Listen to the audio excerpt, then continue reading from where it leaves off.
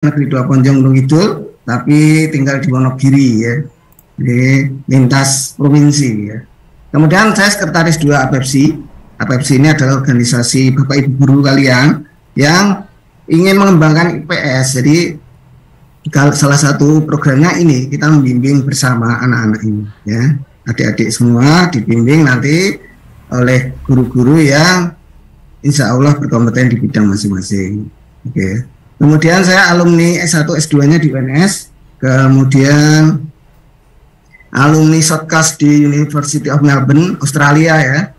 Nah, walaupun sebentar alhamdulillah sudah bisa menikmati bagaimana suasana luar negeri ya. Ini adik-adik juga ini mendorong adik-adik untuk berprestasi, nanti kedepannya ada banyak sekali peluang untuk mengunjungi negara lain ya. Salah satunya Mekah ya.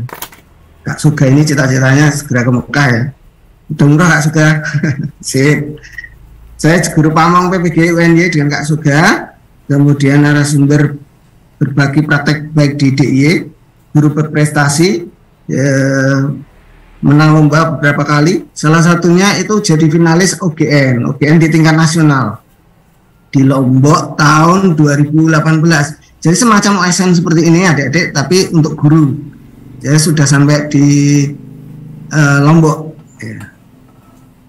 Kemudian jadi guru penulis juga. Saat ini sedang menyelesaikan buku dengan penerbit Andi. Ya. Oke, kita lanjutkan ini perkenalan ya. Ini dari saya.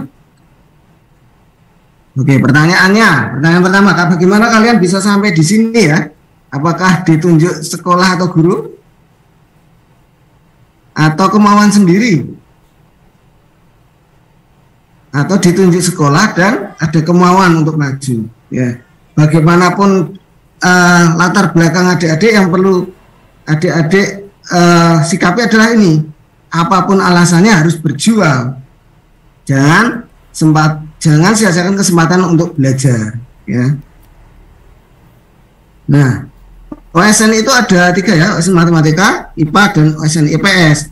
Kalau di sekolah Bapak Ibu guru itu kadang-kadang kalau polling terbuka itu OSN IPS yang paling sedikit peminatnya. Karena apa? Karena mereka anak-anak itu sudah ada OSN Matematika dan OSN IPA. Tahunya OSN itu hanya Matematika dan IPA. Sedangkan di SMP itu ada OSN tambahan lagi, OSN IPS. IPS itu juga sains, juga sama, sains tapi social science gitu ya.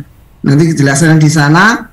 Terus karena kalian sudah di sini, kalian harus mantap. Kalian harus belajar IPS secara baik. Karena apa, kesuksesan itu tidak tergantung oleh matematika, IPA atau IPS-nya, tapi kerja kerasnya. Seperti Kak Anggun kemarin ya, STAN itu kan akuntansi, ekonomi ya, bisa sampai di STAN gitu. Itu salah satu cita-cita banyak orang ya. IPDN itu ya, IPDN juga sama, itu sosial juga sebetulnya kalau ditelusur, bukan ilmu eksak ya, bukan IPA gitu ya. Ya, jadi ada banyak peluang di IPS yang sukses. Jadi kalian di sini harus mantap begitu ya. Katakan saya sedang tidak salah pilih karena saya siap menjadi juara OSN IPS tahun ini ya, gitu. Lalu mulai belajar dari mana adik-adik? Ya, kalian harus mengenali dulu karakter dari lomba OSN IPS itu sendiri. Konsep materi secara keseluruhan bagaimana, model-model soalnya bagaimana, dan bagaimana cara mensiasatinya. Oke, ini penting sekali ya. Oke, kemarin ada yang tanya di grup, apakah OSN itu materinya materi SMP? Jawabannya iya, SMP, kurikulumnya SMP ya. Materi dasar tetap mengikuti kurikulum di SMP. Namun beberapa soal mengkaji lebih dalam atau materi pengayaan atau advance ya, materi-materi yang lebih dalam lagi. Tapi tidak apa-apa kalau kalian sudah punya basicnya dengan baik, itu materi sedalam apapun nanti bisa melogika, karena OSN itu adalah basisnya adalah logika, bukan lomba untuk menghafal. Jadi kalau kalian mengira IPS itu nanti menghafal di OSN ini, salah ya. Nanti kalian setiap soalnya harus melogika. Kemungkinan jawabannya yang mana ya secara logika adik-adik ya. Yang kedua soalnya HOTS, tapi tidak semuanya HOTS. Ada yang LOTS. LOTS itu soal-soal yang mengajak berpikir sama yang seperti yang di atas ya. Soalnya itu mengajak adik-adik berpikir terlebih dahulu sebelum menjawab. Tidak hanya sekedar teori, tapi harus ada proses berpikirnya. Kalian butuh waktu merenung di situ. Bahkan ada yang mengevaluasi atau mencipta ya.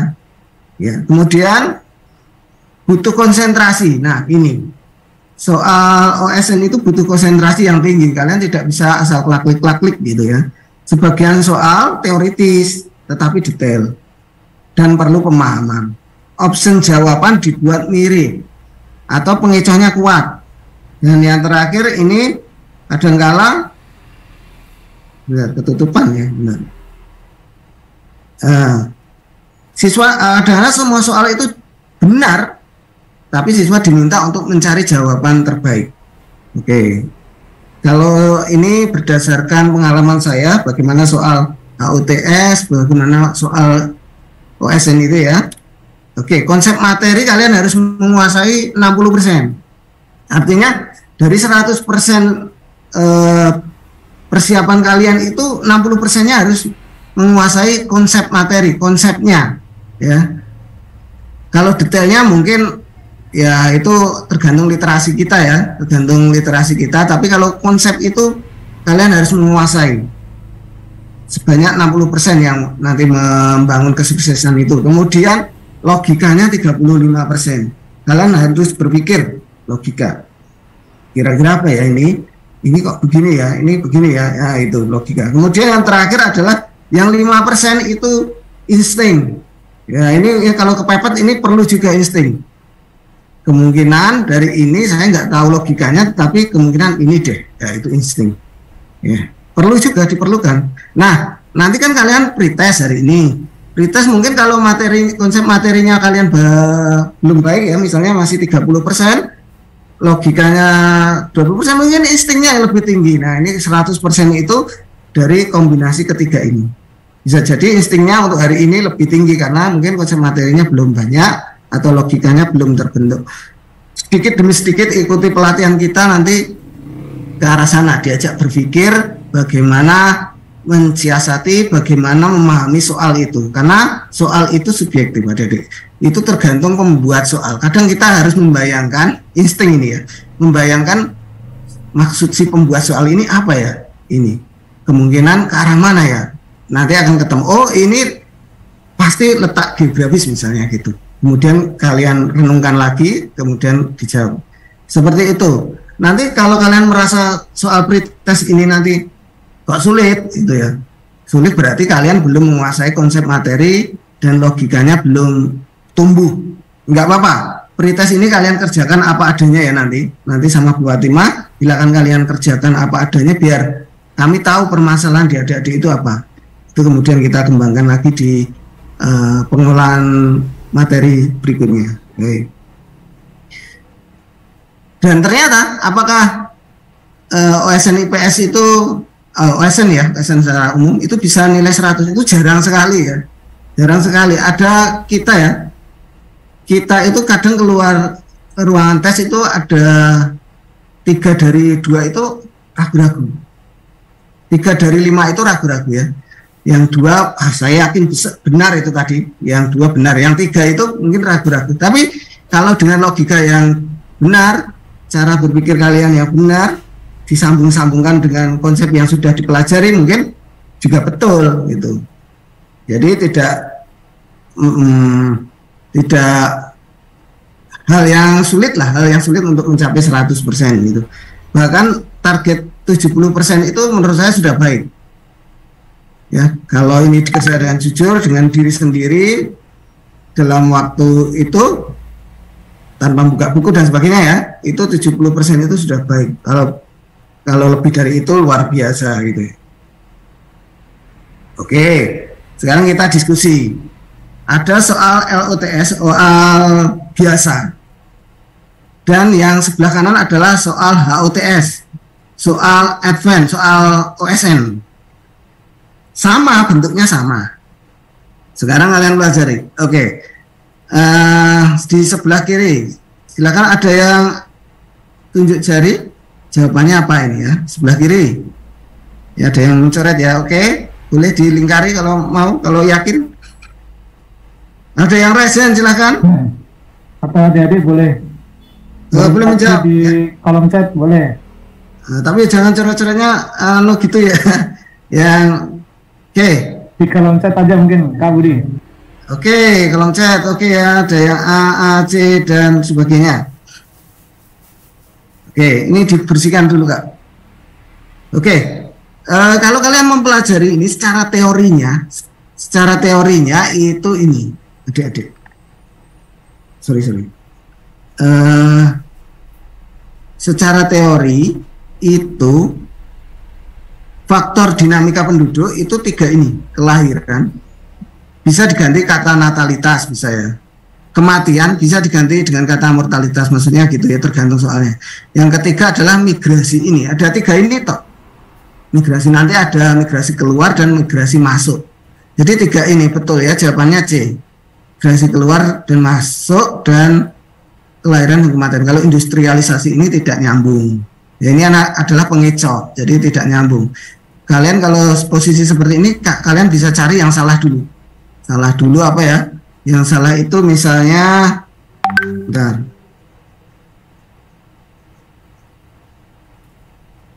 Misalnya yang salah ya. Oke, ini salah ini. Maaf. Ini salah ini. Oke, misalnya gitu ya. Berarti industrialisasi salah, berarti kalian tinggal punya pilihan. Kalau 4 salah, berarti kemungkinan A, B, C ya, masih banyak. Nah gitu.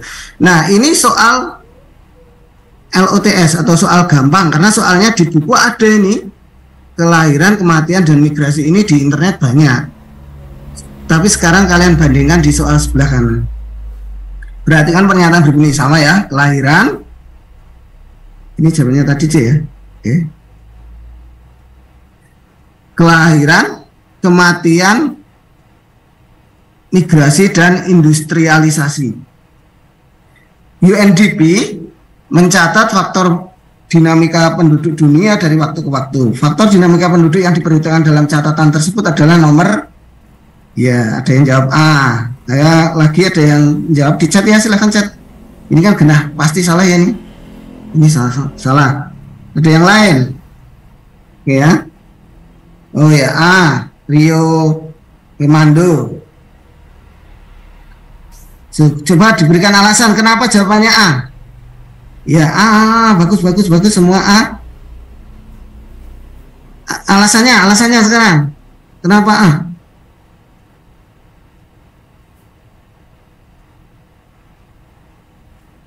Ya. Jawabannya A, adik-adik. Ya sudah menjawab banyak sekali A ya, ada yang C ya nggak apa-apa. Jawabannya A. Kenapa A? Coba dibersihkan dulu Kak Suga. Jawabannya A. Kenapa A? Ya jawabannya. Adik-adik semangat, masih siang. Iya, ini ada jawaban yang bagus ini. Karena berskala dunia maka migrasi kurang masuk akal, benar.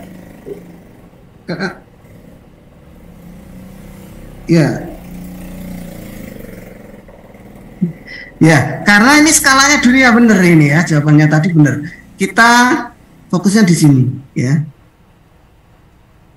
Karena ini UNDP, lembaganya PBB ya, mencatat dinamika penduduk dunia ini itu tidak masuk akal katanya. Ya benar, ini tidak masuk akal. Kenapa? Sampai sekarang kan belum ada orang yang pindah dari bumi ya. Belum ada kan? Ada tetanggamu yang pindah ke Mars, apa Jupiter, apa Namek? Nggak ada ya. Ya jadi kalau dunia dia hanya memperhitungkan natalitas dan mortalitas atau kelahiran dan kematian. Betul sekali. Karena tidak ada orang yang migrasi ke luar planet bumi. Oke, sekarang ini teorinya tadi ya, teorinya tentang pertumbuhan penduduk itu ya, misalnya. Ini kalau grafik komposisi penduduk berdasarkan piramida itu kan semakin ke atas semakin tua. Ya, ini bayi dan sebagainya. Bayi, balita dan sebagainya naik ke atas. Kemudian sebelah kiri itu laki-laki, sebelah kanan perempuan. Dicat ya. Permasalahan penduduk apa saja dalam suatu negara jika piramida penduduknya seperti di bawah ini. Ya, silakan dicat. Ini kan kalian tahu teorinya. Teorinya itu adalah piramida penduduk itu ada komposisi penduduk berdasarkan umur dan jenis kelamin. Umurnya yang ke atas, ini yang tua segini gitu ya.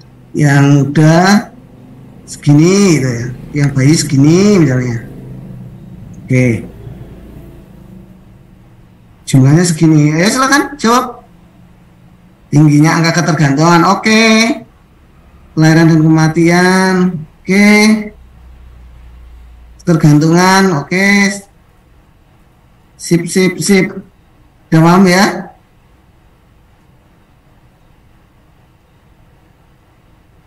Oke.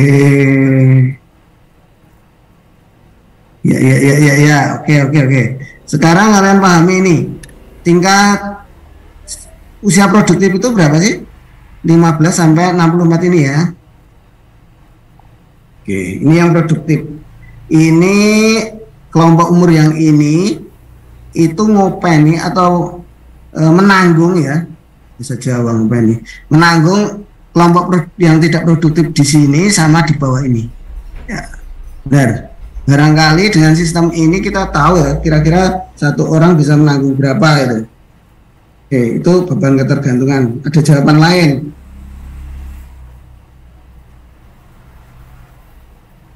Lima tahun ke depan, yang anak-anak ini jadi sekolah gitu. Pemerintah perlu menyiapkan apa ini? Ya di chat. Sekolah ya, bansos, dana. Ya, karena ini anak-anaknya nanti ke depannya itu banyak sekali ini ya. Tentu sekolah yang sekarang barangkali tidak muat, kayak gitu. Ya. Kalau skalanya seperti ini modelnya, barangkali nanti sekolah yang ada sekarang tidak muat itu. Kalau sekolah sekarang masih cukup atau kurang murid, besok ke depan ini tidak kurang murid lagi. Ini yang jadi masalah-masalah itu. Jadi ke depan ini mereka akan tumbuh ke atas. Nah, siap nggak yang sekolah, kemudian fasilitas-fasilitas yang lain untuk melayani anak-anak muda yang akan berjumlah banyak itu. Kira-kira begitu. Jadi misalnya di soal OSN begitu, nanti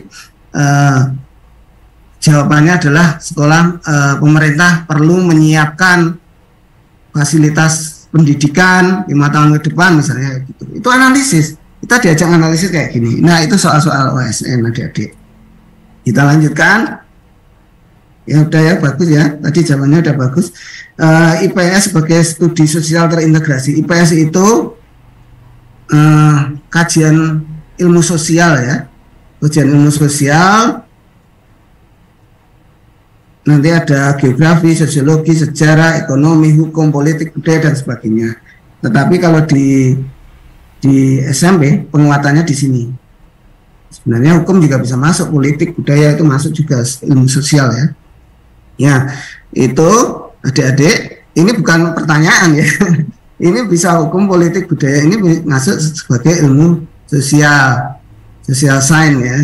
Kemudian di kurikulum SMP IPS-nya itu terpadu, harus memadukan ke seluruh materi ini. Ini hanya sebagai informasi saja karena itu urusannya Bapak Ibu guru. Kemudian selanjutnya di OSN itu kebanyakan ada yang terpadu seperti tadi, mungkin geografi dengan sosiologi, geografi dengan ekonomi kayak gitu. Tetapi kebanyakan kalau kalian kaji nanti IPS-nya secara parsial atau terpisah ya. Di pretest nanti ada sosiologi 10 soal, geografi 10 soal, sejarah 10 soal, ekonomi 10 soal. Kalau soal-soal OSN tahun lalu ya kalau 60 ya 15 kemungkinan begitu. Kalau sosiologi apa adik-adik itu mengkaji tentang kehidupan sosial dalam tujuan mencapai keteraturan, integritas, integrasi ya, bersatu, integrasi ya, bersatu. Jadi ilmu sosial itu mengkaji manusia, upaya manusia untuk bersatu, upaya manusia untuk hidup damai, hidup rukun dan sebagainya. itu di sosiologi. Kemudian di geografi itu mengkaji pengaruh ruang hidup terhadap kehidupan sosial manusia. Jadi ruang hidup yang ada di sekitar kita, mungkin kalian orang pantai, mungkin ada yang orang hutan, ya, orang yang hidup di pegunungan misalnya gitu ya, dekat dengan hutan, itu nanti karakternya berbeda-beda ya, permasalahannya juga berbeda-beda gitu. Kemudian sejarah ya, sejarah itu mengkaji kehidupan masa lampau untuk kehidupan yang lebih baik ya, belajar dari belajar dari mantan, belajar dari masa lalu orang lain. Kemudian ekonomi, mempelajari cara hidup manusia untuk memenuhi kebutuhan, karena ini pokok hidup manusia tetap di ekonomi. Oke, geografi apa yang perlu kalian persiapkan? Ini saran saya kalian tahu lokasi objek-objek yang ada di muka bumi, termasuk negara misalnya. Apakah harus dihafalkan keseluruhan? Tidak. Tapi tahu, paling nggak tahu, oh Amerika itu ada Kanada di sebelah sana, kemudian ada Amerika Serikat di sana, kemudian ada Meksiko, Brasil di sana, dan sebagainya. Karena nanti di pertemuan berikutnya dengan saya menganalisis ruang, itu kalian harus, ketika saya cerita tentang Labuan Bajo, misalnya kalian tahu di sana. Kalau saya cerita tentang Filipina, berarti tahu di sana lokasinya. Coba deh buka-buka atlas ya, atlas di rumah dibuka-buka, mencari tahu informasi lokasi-lokasi ya. Ini Samudra Pasifik itu di mana, Samudra Atlantik itu di mana, ini Pasifik ya. Ini Atlantik, itu Samudra Hindia di mana, di sini gitu. Arktik di mana, di sini misalnya gitu. Kemudian benua mana saja, ini Amerika, isinya apa saja, tidak harus hafal semuanya, tahu saja karena nanti analisisnya ke arah sana. Kemudian ini Rusia misalnya, untuk informasi ini ya, lebih baik itu sebetulnya kalian literasi. Jadi belajar itu tidak menghafalkan seluruh negara di dunia itu tidak, tetapi kalian berliterasi setiap saat.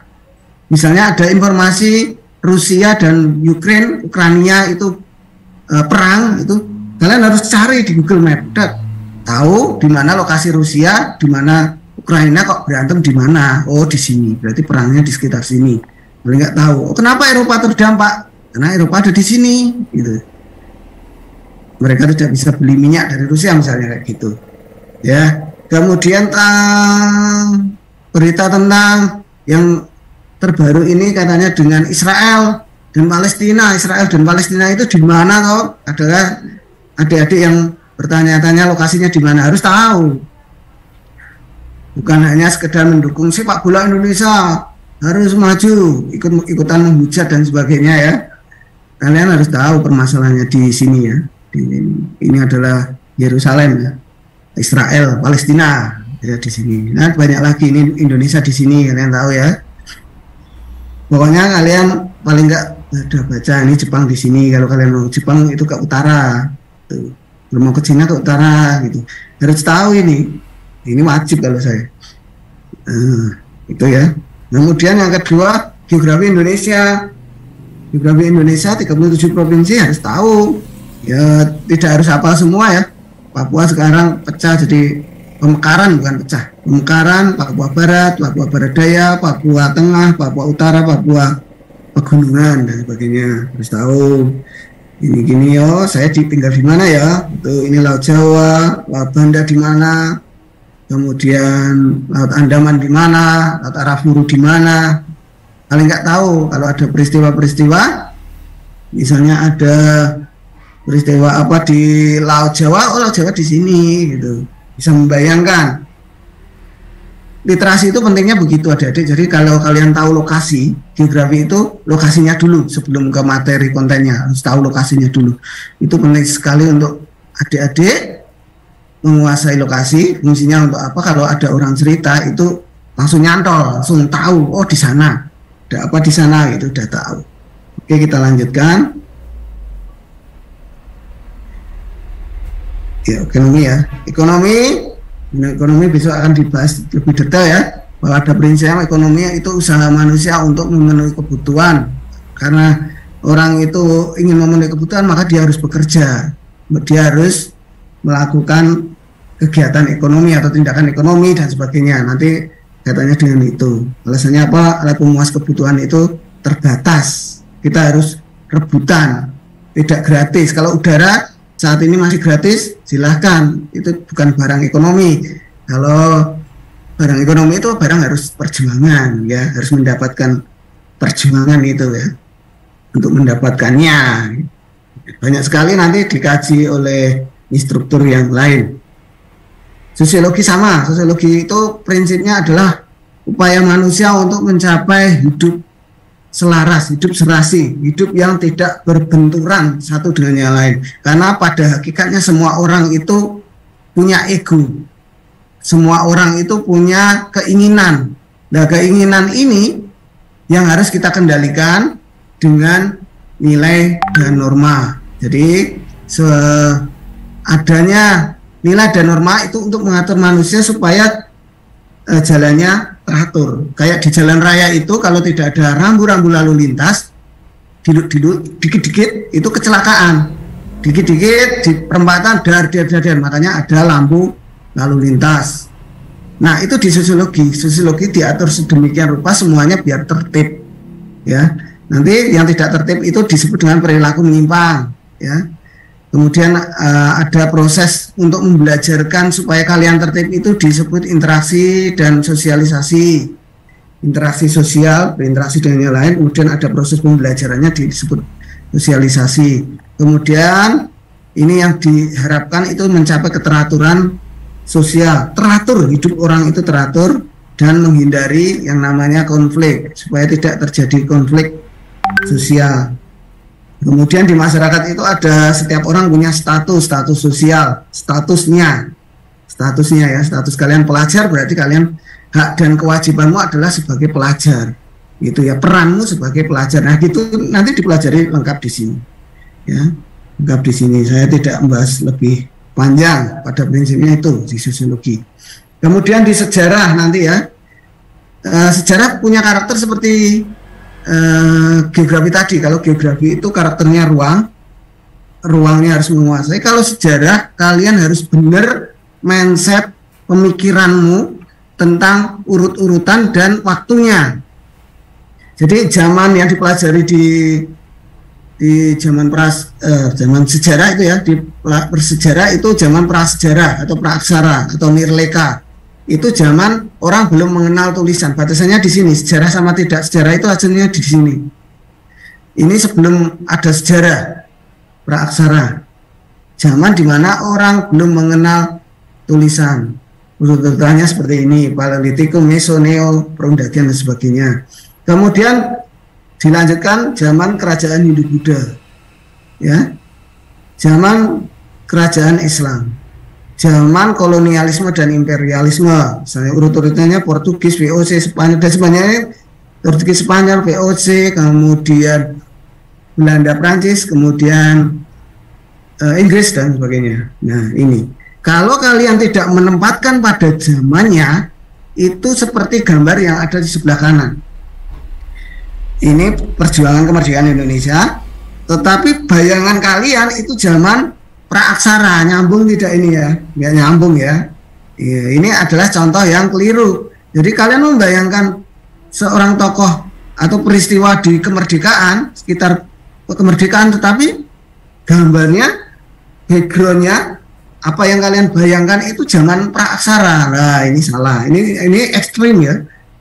Selisihnya jauh sekali. Apakah kita sering seperti itu? Sering. Misalnya kalian membayangkan Sultan Hasanuddin itu pas zaman apa? Apa zaman VOC? Apa zaman Hindia Belanda? Atau zaman setelah kemerdekaan? Gitu. Pangeran Diponegoro di mana posisinya? Kayak gitu. Nanti kehidupan sosialnya, permasalahannya itu di zaman-zaman itu beda-beda. Ini kalian harus runtut. Kalian belajarnya lebih baik itu runtut. Jadi kalau kalian Sudirman itu berarti dia setelah kemerdekaan, perjuangannya setelah kemerdekaan gitu ya. Walaupun sebelumnya juga sudah berjuang, tapi kebanyakan kiprahnya itu setelah kemerdekaan Indonesia, bukan di zaman VOC. Jadi Jenderal Sudirman kalian temukan dengan VOC atau dengan Hindia Belanda, keliru lagi ya. Oke, keliru. Contohnya begitu. Kita lanjutkan. Masa kebangkitan nasional, masa proklamasi, demokrasi liberal terpimpin, dan terakhir reformasi. Nah, ini ada urut-urutan yang jelas, peristiwanya yang jelas. Jadi misalnya Pak Karno ya, Pak Karno itu hidup di zaman kapan? Beliau lahir 1901 ya sampai 70-an ya, berarti 70-an tahun itu. Itu ranknya segitu. Jangan bayangkan Pak Karno ada di zaman Hindia Belanda sebelum politik etis gitu ya. Ini harus benar dulu supaya kalian tidak campur aduk. Ini contoh ya, ini bapaknya itu dengan Pak Karno. Kira-kira ini sejaman enggak ya? Enggak ya. Ini kalian tahu ini tidak sejaman dari mana? Coba dicek. Ya, nanti cara geologinya besok sama saya ya. Besok lain kali. Nah, ini editan ya. Pakaiannya betul. Kalau mungkin kalau zaman dulu ada orang yang punya wajah seperti ini sama orang Indonesia sama bisa. Tapi kalau cara berpakaiannya sudah beda. Pak Karno itu tahun 50 katakanlah. Ini udah modern, pakai sabuk dan sebagainya gitu ya. Nah, ini sesuatu yang ini kalian tahu kalau ini gambar editan, gambar hoax gitu. Ya. Oke, ini tahun-tahun sejarah. Ya, kalian sebenarnya tak geser dulu ya. Kalau tahun ini, tahun apa ini? Ini tahun Kerajaan Tarumanegara ya. Tarumanegara, kemudian Sriwijaya ini tahunnya ini. Kalian harus tahu tahunnya sekitar sana, sekitar tahun abad ke-7 itu Sriwijaya itu. Terus kemudian ini Mataram Hindu ya. Kemudian setelah Mataram Hindu ini Majapahit.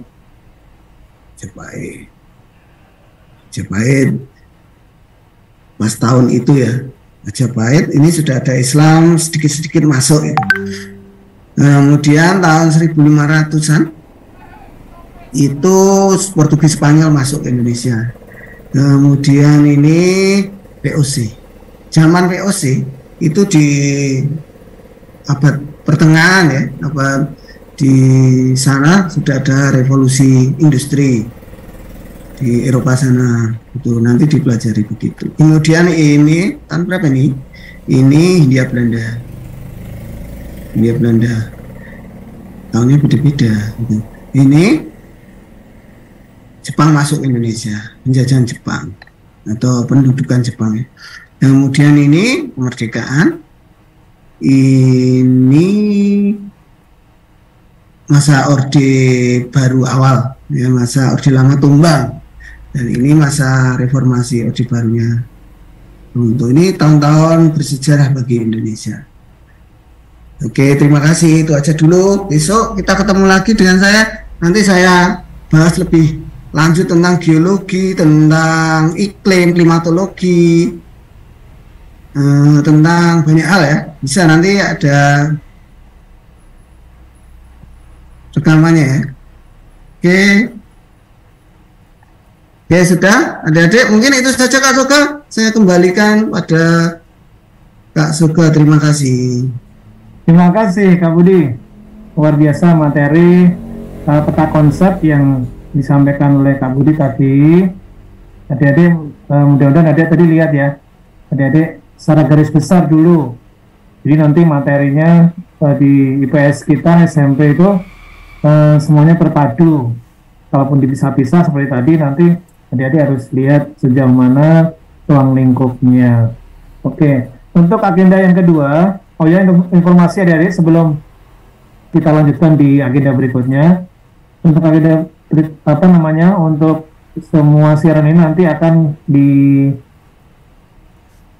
upload di YouTube juga. Jadi nanti silakan adik-adik bisa cek di YouTube yang akan kami share di grup WA. Kemudian untuk agenda yang kedua ini ada pretest ya Kak Budi ya.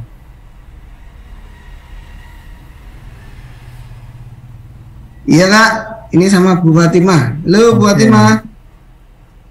Oke, saya cari Miss Fatimah dulu ya.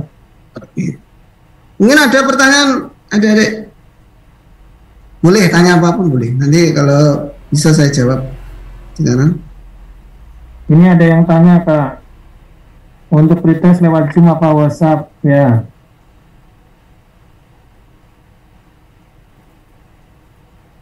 Nanti pakai quizzes ya. Nanti pakai quizzes nanti di share di grup. Tapi kalau ini nanti Bu Fatimah mau memandu dari sini. Benar. Fatimah sudah bergabung dengan kita belum ya? Jika sudah bergabung boleh raise hand Kak Fatimah biar bisa spotlight.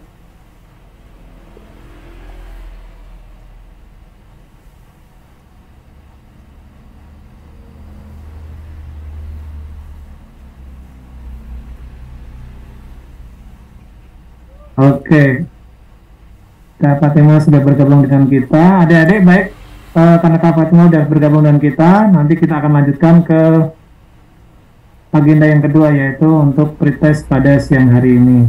Silakan adik-adik mengikuti pretest ini dengan seksama. Silakan Kak, waktunya untuk Kak Fatimah.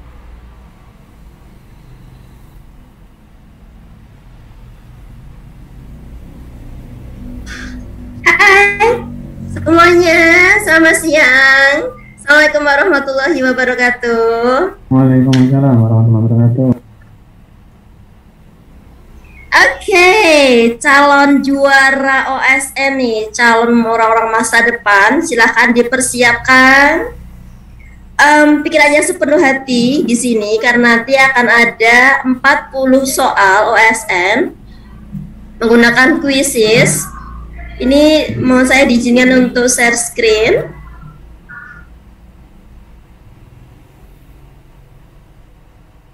Sudah familiar ya sama quizzes ya? Oke.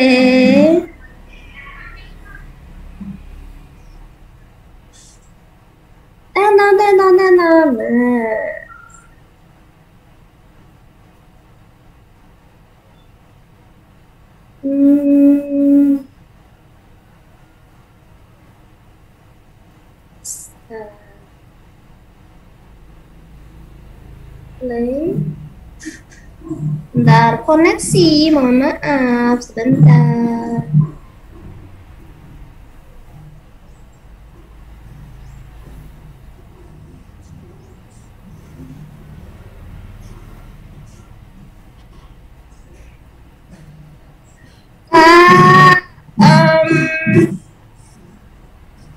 Kak Buset, saya kan koneksinya agak trouble nih kayaknya ya. Bisa skin dari situ. Tenang Kak Fatimah. Adik-adik sabar ya, karena Kak Fatimah ini semangatnya luar biasa meskipun berada di pedalaman gitu Kak Fatia. Oh, Masya Allah. Tapi semangatnya luar biasa untuk berbagi sama adik-adik.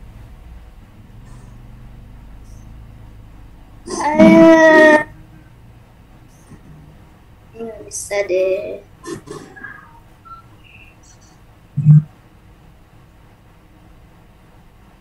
Aduh.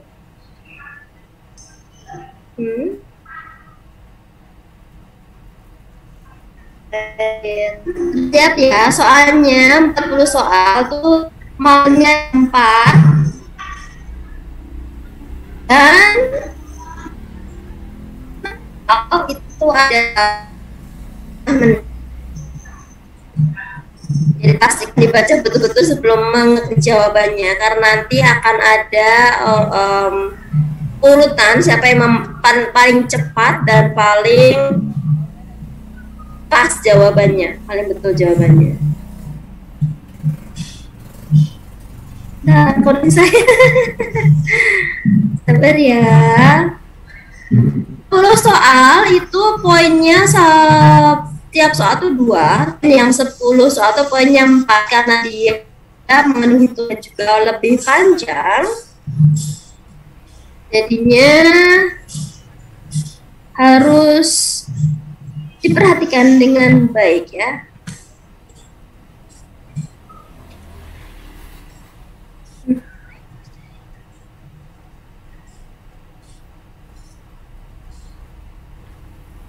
Oke, ditunggu ya adik-adik. Linknya masih di... Sementara Kak Fatima memang ada sedikit kendala dengan sinyal. Kak Budi kasih nada. Share screen deh, saya mandu aja ya Kak Budi ya. Budi. Kak Budi. Kak Budi silakan unmute. Ya, bentar. Saya cari dulu. Ya Dadi, nanti untuk mempermudah dalam pengecekan, yang pertama depannya ada nama registrasi underscore nama panggilan saja. Nama panggilan kalian sendiri ya. Siapkan nama registrasi underscore, kemudian nama kalian, nama panggilan saja. Oke, saya mengulangi informasi dari Kak Fatima. Silakan diisi dengan identitasnya adalah diawali dengan nomor registrasi dulu, kemudian di belakangnya ada underscore dan nama panggilan. Nanti untuk isian di kuisnya, link kuis sedang disiapkan. Oke. Sudah ya Kak? Sudah. Silakan Kak. Kak Fatima mana? Maaf Kak Fatima, Ya, dari Kak Budi aja deh, mandu aja ya, saskin Kak Budi ya. Kak Fatimah tetap yang mandu. Mulai kuis langsung ya. Oke? Kak, halo. Ya, share screen dulu, kemudian mulai kuis. Nah ini sudah saya share screen itu kelihatan nggak? Sudah kelihatan Kak. Nah ya. Share screen-nya di saya belum kelihatan. Oh, nah, itu. Fatimah terkendala sinyal kayaknya. Ini kita pakai yang klasik aja. Asik aja. Oke, klasik. Ya, ada settingannya yang perlu dirubah nggak? Nggak usah ya? Nggak, langsung mulai. Ini sesinya belum muncul di saya ini. Wow, Masya Allah nih, wajah-wajah anak-anak harapan bangsa nih ya. Yang lain tidur kan luar biasa, masih mau belajar, strong. Oke. Tuh, silakan masuk joinmyquiz.com, kemudian kode gamenya 481338. Ya silakan. Kak. Tes film mana ya Kak? Saya nggak lihat ya Kak. Semangat adik-adik. Silakan masuk di joinmyquiz.com lewat browser. Kemudian kodenya 481338. Iya, silakan semuanya segera bergabung di kuisis.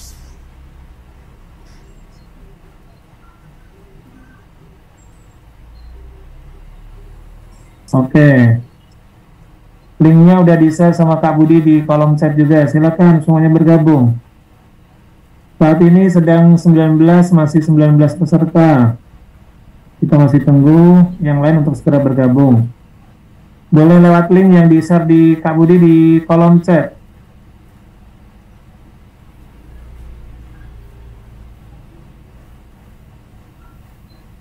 Nanti kita akan mulai jika sudah minimal 50% ya Kak Budi ya? Iya.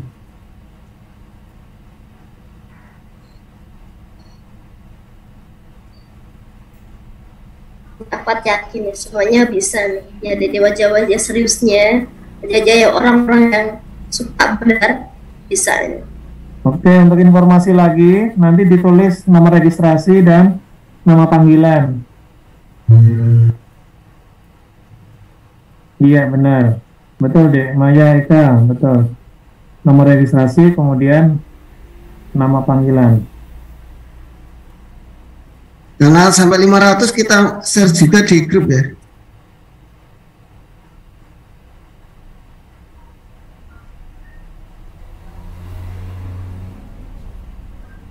Yang saat ini tidak bergabung di Zoom, di-share di grup juga silakan. Oke, 11 lagi Kak Budi.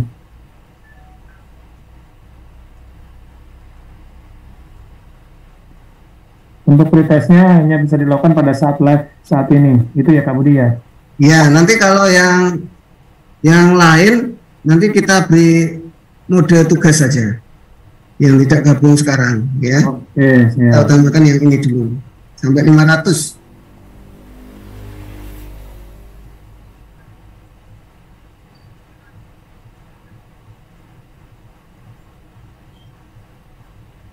Sampai berapa ya ini? Oke, 10 lagi Kak, menuju 200. Nanti boleh dimulai deh. Iya. Waktu kita 10 menit lagi, waktu normal, nanti perpanjangan waktunya boleh Kak Budi. Biar nggak terlalu lama. Udah ya, ini sudah berhenti. Kita mulai aja ya. Oke, silakan. Oke. Ya, nomor registrasi underscore nama panggilan kalian. Oke, kan sudah memenuhi kuota, silahkan dari menyiapkan diri, fokus. 5, 4, 3, 2, 1, silahkan.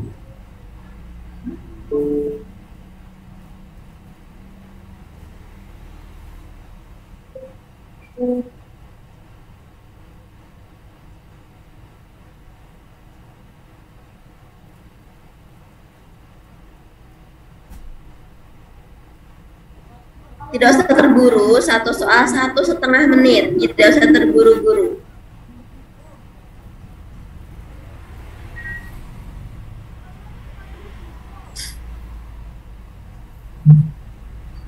Oh, gak apa-apa, Tifa.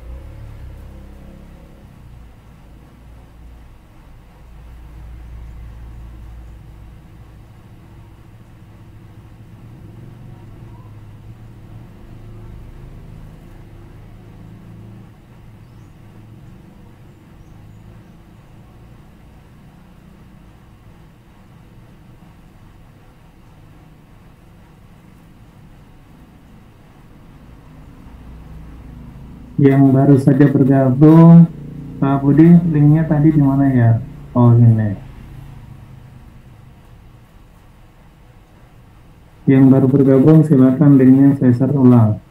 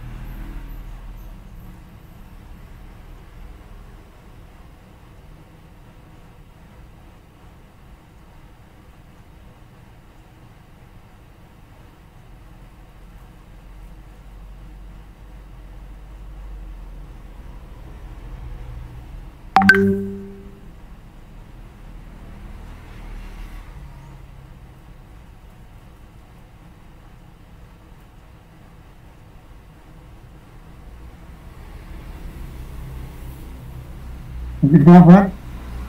Ini kita posisinya sampai jam berapa ini?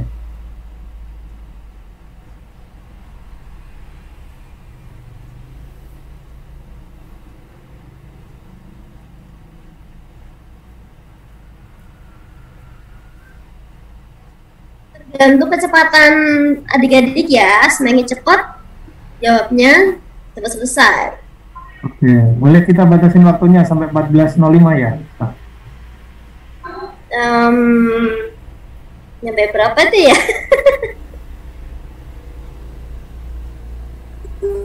Ini adik lagi serius nih kayaknya nih ya.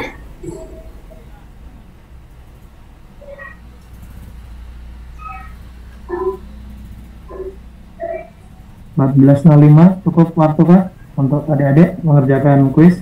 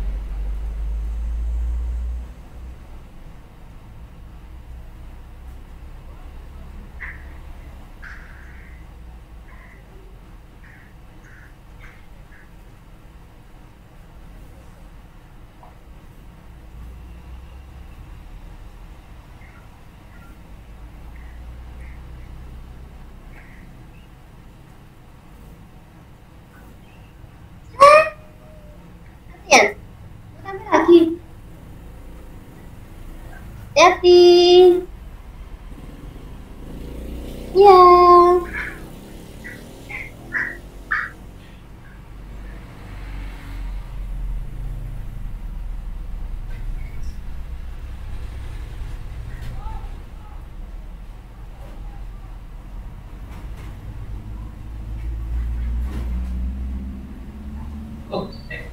Udah selesai?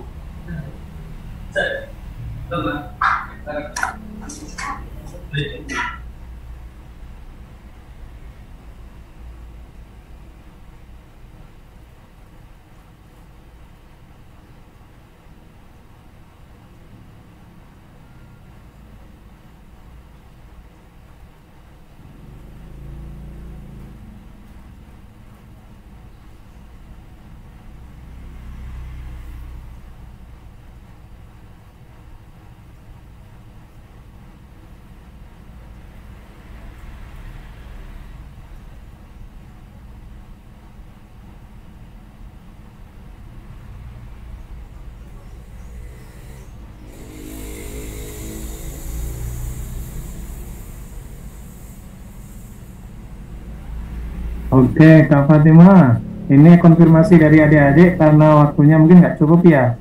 Baru nomor 20-an, sementara soalnya ada 40 pertanyaan.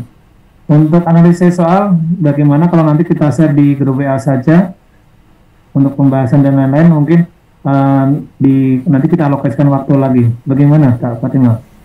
Oke, nanti kita langsung hasilnya ya, karena memang pretest, jadi nggak terlalu dikhawatirkan. Ini hanya untuk mengukur awal. Oh, aku udah bisa di bagian sini nih, aku bagian sini gitu.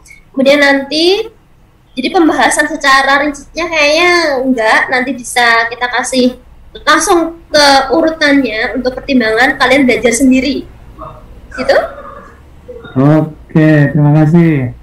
Baik Kak Fatima, sebelum kita tutup mungkin ada closing statement untuk adik-adik untuk melanjutkan soal-soal. Mungkin ada yang lain, informasi yang lain. Dari saya itu tadi aja, kemudian nanti hasilnya akan saya share di grup. Kemudian closing statement dari saya, kalian semua orang-orang pilihan di sini tetap belajar mandiri karena masa depan kalian segera menanti. Oke, terima kasih Kak, luar biasa motivasinya. Oke, satu lagi dari Kak Om Budi, mana Om Budi nih? Kita butuh closing statement-nya juga sebelum kita akhiri. Nanti adik-adik biar tetap mengerjakan di kuisis karena waktunya juga di Zoom-nya nanti kita selesaikan dulu. Untuk hasil analisis nanti akan disampaikan di grup atau di next kesempatan. Om Budi masih ada di ruangan ini?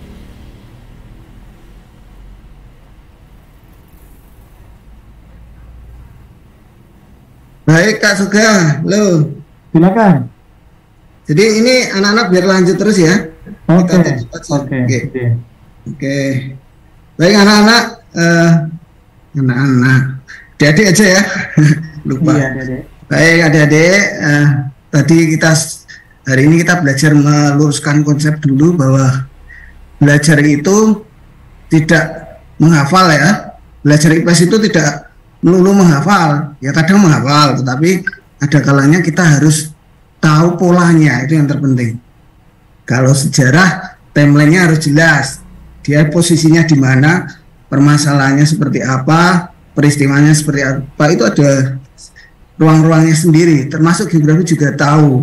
Jadi kalau ada permasalahan apa, jangan diawalkan peristiwanya begini-begini, tapi di mana, lokasinya di mana, itu perlu. Begitu juga dengan sosiologi dan sejarah. Sosiologi sama ekonomi punya karakter masing-masing. Kira-kira gitu. Ini baru permulaan adik-adik. Masih banyak materi yang perlu kalian kuasai sebanyak 60% tadi. Ya. Terus kalian juga mengasah logika itu dengan cara latihan soal. Latihan soal banyak. Latihan soal OSN di internet. Kalian asah terus. Kalian logika. Kalian sambungkan dengan konsep materi sehingga nanti kira-kira jawaban yang paling benar ini. Jadi itu harus perlu banyak berlatih dan perlu banyak membaca. Kira-kira itu. Terima kasih atas perhatiannya. Kita sambung lagi di geografi lain waktu ya, di jadwal saya nanti kita ketemu, kita bahas ruang seluruh dunia dan Asia bahkan ke Indonesia secara detail dan juga berkesinambungan secara ruang begitu.